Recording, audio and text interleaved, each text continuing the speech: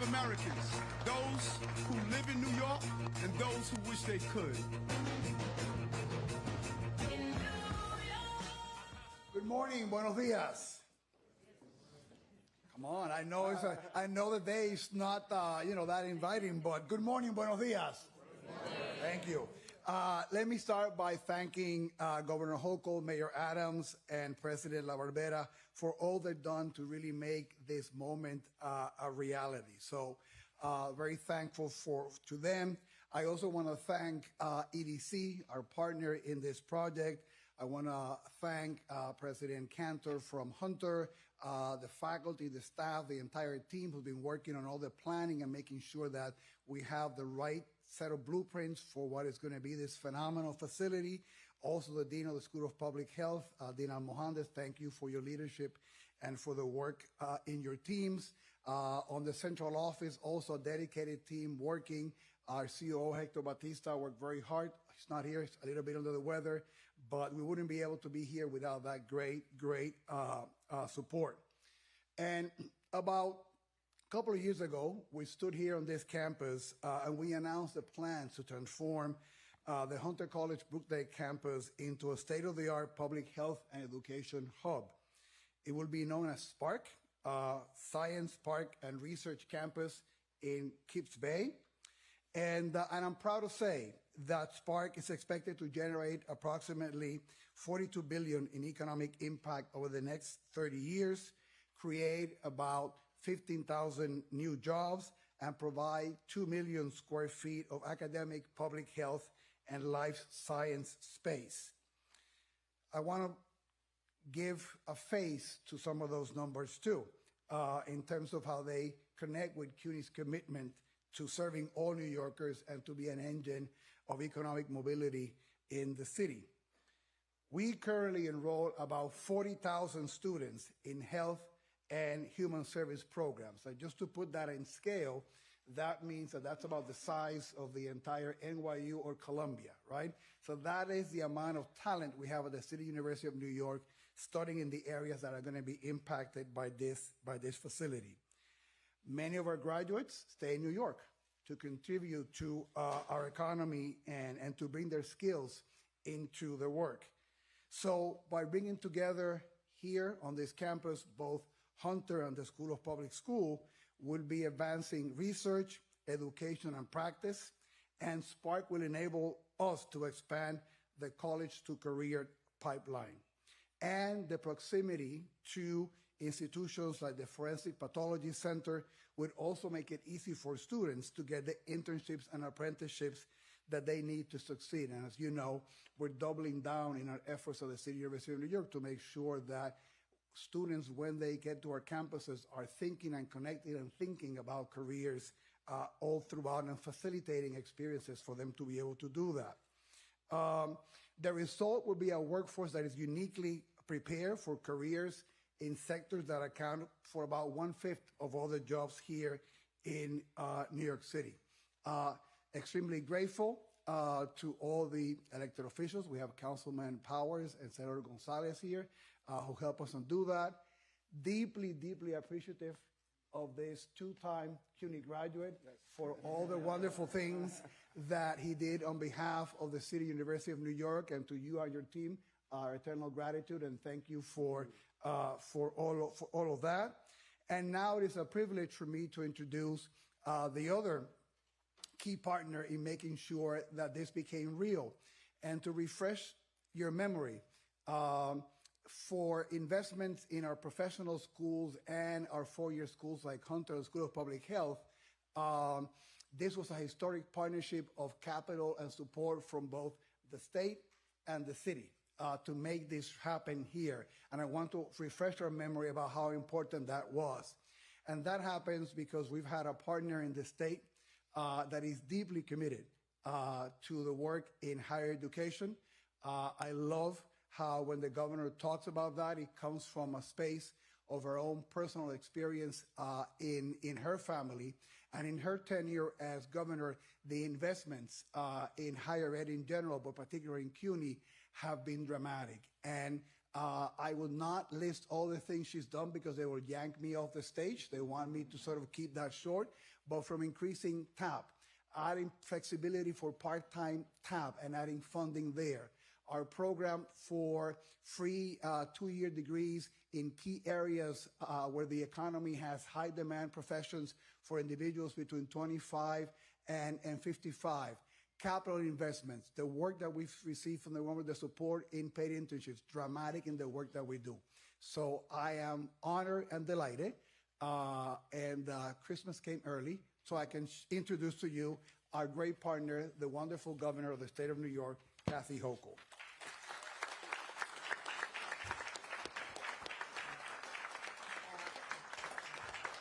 Thank you, Chancellor, and I appreciate your enthusiasm, your drive, your energy, all things CUNY. And yes, you come to my office often with your hand out, and I don't think you're too disappointed, so at least if you are, don't tell me.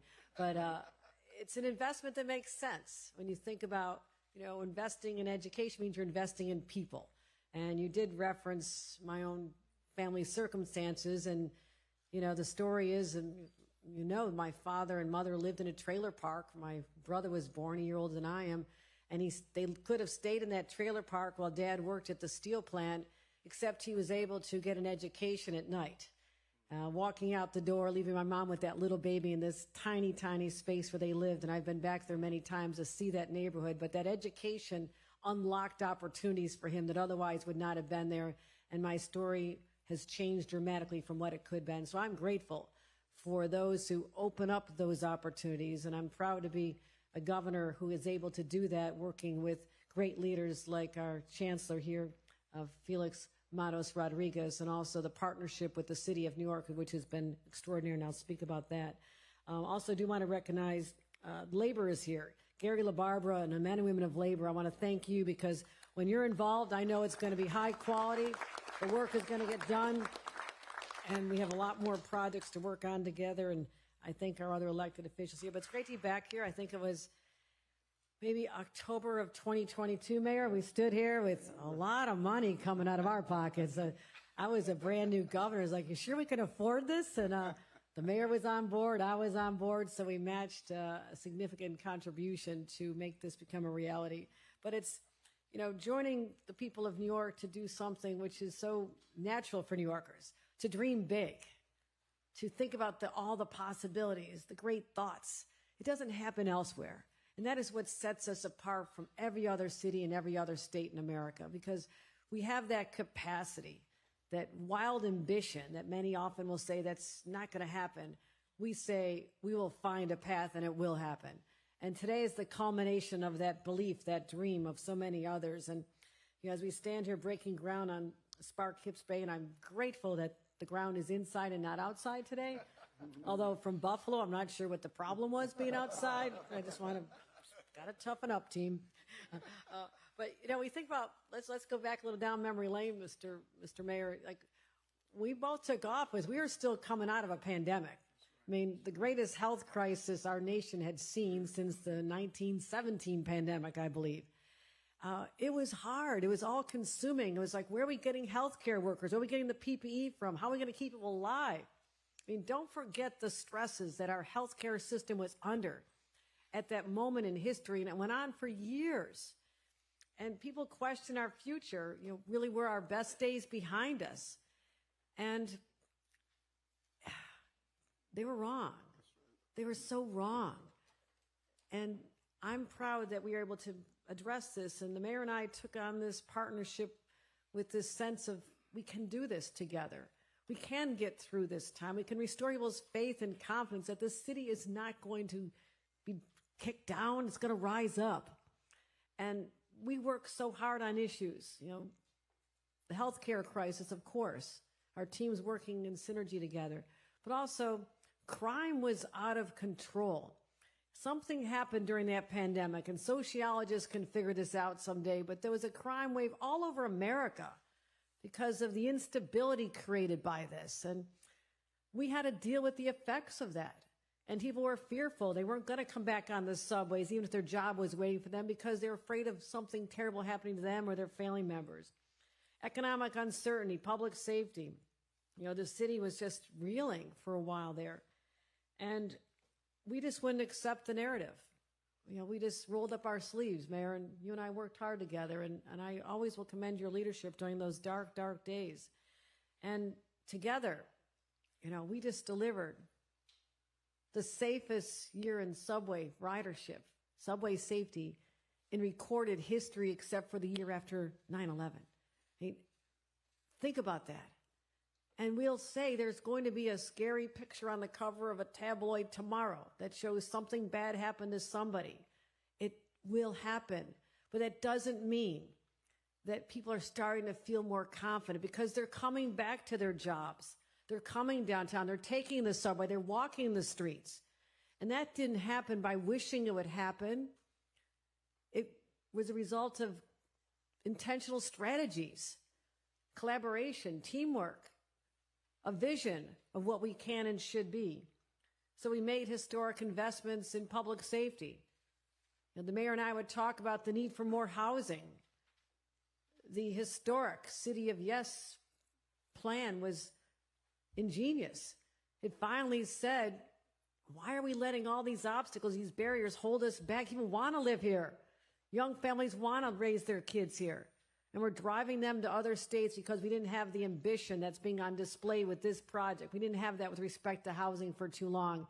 And finally, we could do that, and I was proud to help support that financially, although it was a late-night call from the mayor asking, can I have $1 billion to get this over the finish line? And maybe I was kind of still half asleep. I was like, sure, Mayor, whatever you want. So message, don't call me late at night because I won't pick up anymore. It's too expensive for me. But you believed in it. I believed in it. City Council, we got it finished. And that's why we're going to be unlocking so much more housing. And we've focused on economic development and more opportunities. And this project here, Sparks Gibbs Bay, is just a sign of, $1.6 billion transformation. That sounds like a pipe dream, but it's happening right now. Shovels are in some ground out there, right? Right, Gary? It's going to happen. And so this is the way it's going to be a world-class hub for healthcare, public health education, life sciences, serving more than 4,500 students in one of the most important fields that's going to determine our future, because we know what it's like when we had a shortage of healthcare workers. It was a scary time for us, and we say no more. And thank you, Chancellor, for recognizing what we did with the state budget this year. We said in the 5 or 6 fields where we are short workers, what can we do to have an immediate catalyst to get more people to pursue careers in like healthcare? And we said, let's pick up the full cost of a community college education, everything. Books, fees, everything. And you know what? We did that just starting this summer. We already have 16,000 more students going into our public community colleges here and across the state than we would have had. And that is dramatic. And we're just getting started. So those people will get the education they need and will be filling these jobs that are so important for us. So we're going to train together. Again, I want to thank the union workers for going to be building this. And we're going to be continuing to focus on attracting the smartest minds in the nation to this very space. That's what's so exciting to me, too. We're always going to be a magnet. But when you have a catalyst like this, a hub, a place that says we're going to be nation leading in our research and our innovation and what we're going to do here, you're going to attract people from all over the country and indeed the world, if they can be let back in. I deviate. We want them here, by the way. So we're going to continue our investments. We've done it here with our investments across the state of New York, but this is important. And again, it's just a reminder, we don't settle for small ideas. Small ideas are for other people. Don't even bother with this. If you want to go big, you come to New York. You want to go big, you invest here. When you want to go big, you raise your family here, because this is the epicenter of everything that matters, and we're going to make sure it remains that way. And again, I want to thank Mayor Adams for his close partnership with me through some incredible crises that we had to face head on together. And I say our city is safer today, Mayor. Yes. We're going to be building more housing. There's more economic development. I personally just want to thank you for your service, a lifetime of public service to this community. Thank you very much. Let me bring up our Mayor, Eric Adams. Thanks, Governor, so much. And, you know, you were joking about those 1 a.m., those early morning calls, but they did happen on so many occasions, from the migrants and asylum seekers to subway safety plans, to getting City of Yes over the finish line, to addressing how we're going to deal with school control over and over and over again. And I think history is going to be kind when it reflects on these 4 years of the relationship that we developed during some extremely difficult times. And good generals don't send their troops into battles. They lead their troops into battles on the front line. We've been on the front line of some major issues that impacted this city. And so standing here today, and I want to thank the local electeds and Gary, who has been a true friend and voice for building this city, a city of union, and making sure that those who are on these job sites reflect the diversity of this city. And he has continued to be a voice for that. And one of my probably most significant deputy mayors standing behind me, who headed HBD, and now the deputy mayor who's dealing with many of these projects, Adolfo, I want to thank you, Adolfo Carrion, and for what he has represented. And when you look at the narratives and stories that have come from the governor, from being in a place, a small trailer park, to Adolfo Carrion's life coming up from Puerto Rico and his family living in a basement apartment, to the life of my mom working 3 jobs to make sure she could raise my 5 siblings and me. The stories are the same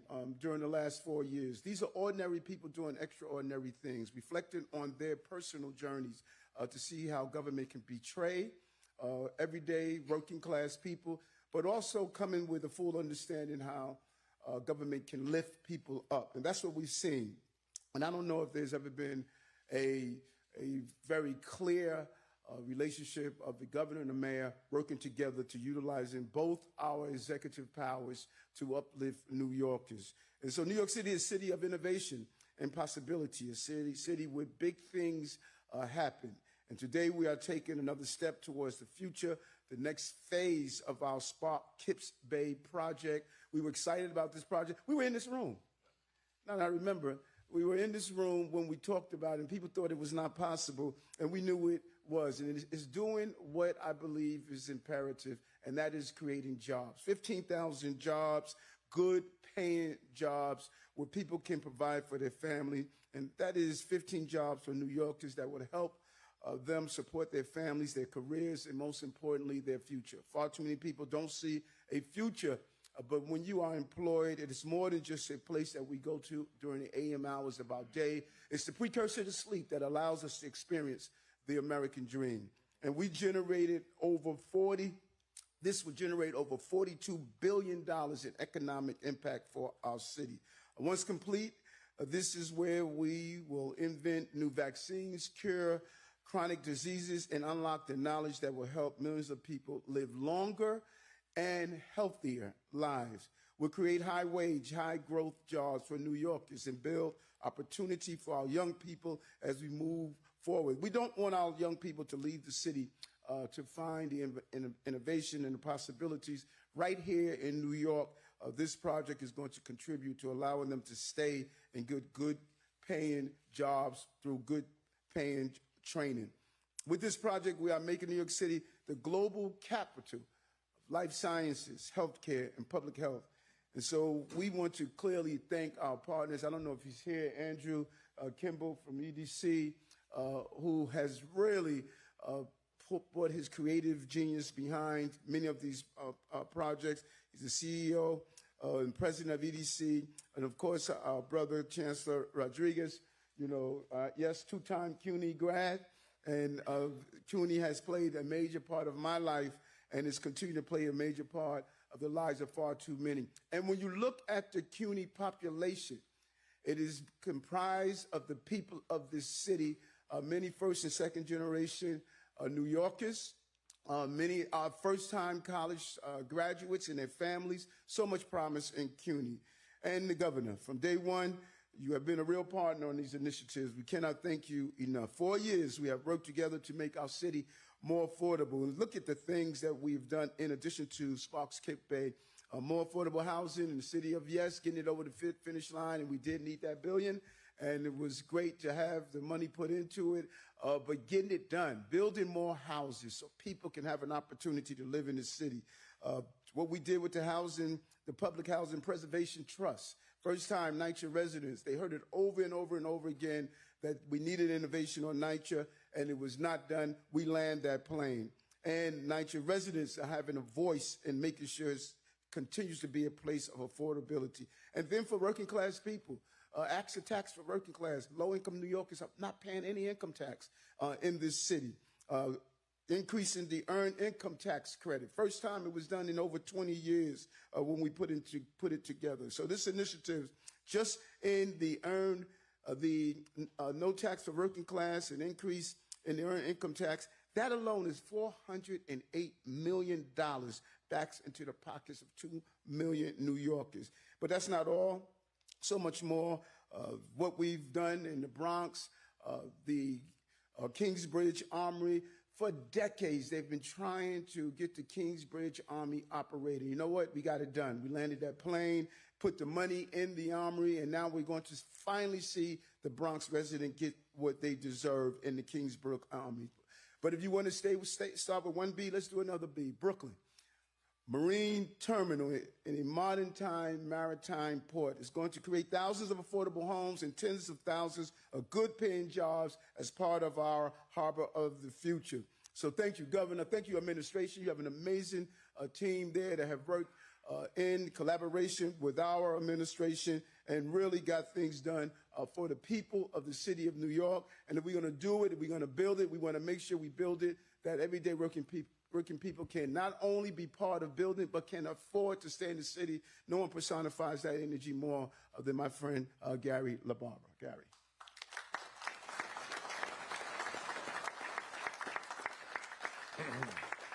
Well, good morning, everyone. It's a pleasure for me to be here. First and foremost, I want to thank Governor Hochul and Mayor Adams.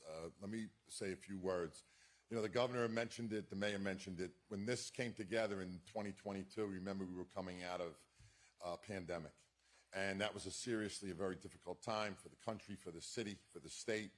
And the leadership that both the governor and the mayor showed was, in my opinion, incredible. And 3 short years later, and that is short years, and when you think about construction projects, we're standing here making an announcement with construction demolition beginning to start in earnest within months from now. So thank you both for your strength, your leadership, your commitment to all of these things. Now, before I talk a little bit more about the project and what it means to the building trades and to the city, I have to take a point of personal privilege. I had every intention yesterday or Friday to call Mayor Adams and have a personal conversation with him. And when I knew I would see him today, I'd rather say what I have to say in public. Mayor, I want to thank you in the most sincere way I can for the friendship over the many years. I want to say that under your administration, we did historical things with the building trades. We signed an historical MOU for housing, for workforce housing, for the New York's essential workers. We have thousands of units in a pipeline now because of Built Union, because of Mayor Adams here in the city. $50 billion in project labor agreements over his administration. And in this project labor agreements, we have the strongest workforce development program in anywhere in the country. And this will create opportunity for marginalized and underserved communities. The list goes on and on. On a very personal note, you know you have a friend when you reach out with a text, with a problem that you need help, and within minutes, that text is answered. That was the relationship that I had with Mayor Adams. So on a very personal note, I want to thank you for your friendship. I want to thank you for everything you've done for this city, and I wish you all the best in every bit of your future. Thank you, sir. Thank you. You've been a great mayor.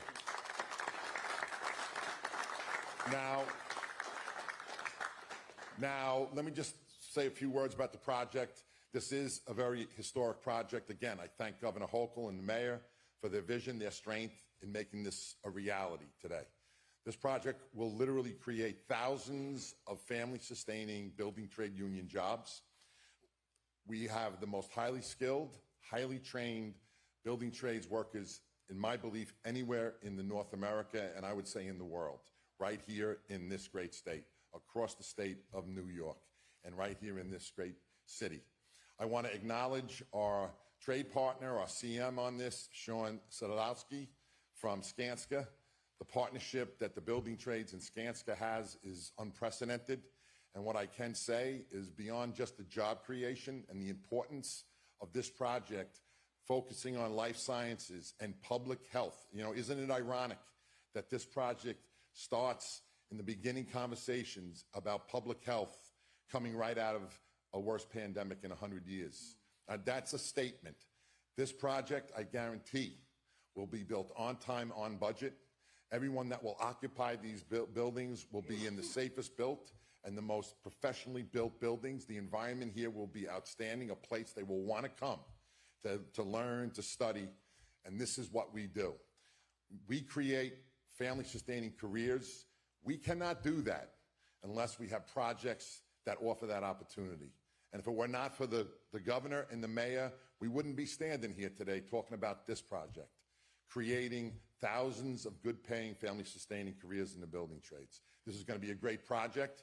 We are very excited to be a part of this project. We have a project labor agreement that guarantees all the efficiencies of what project laborers agree, along with workforce development. That's what we want to do. We want to work with our partners, the governor, the mayor, in creating opportunity to lift everyone up, to lift people out of poverty. And we do that by creating these opportunities, which ultimately lead to career paths into the middle class.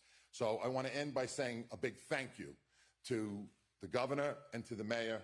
And I'd like to wish all my friends and union brothers and sisters that are here a very happy and healthy holiday season. Thank you and God bless. Ladies and gentlemen, that concludes our program.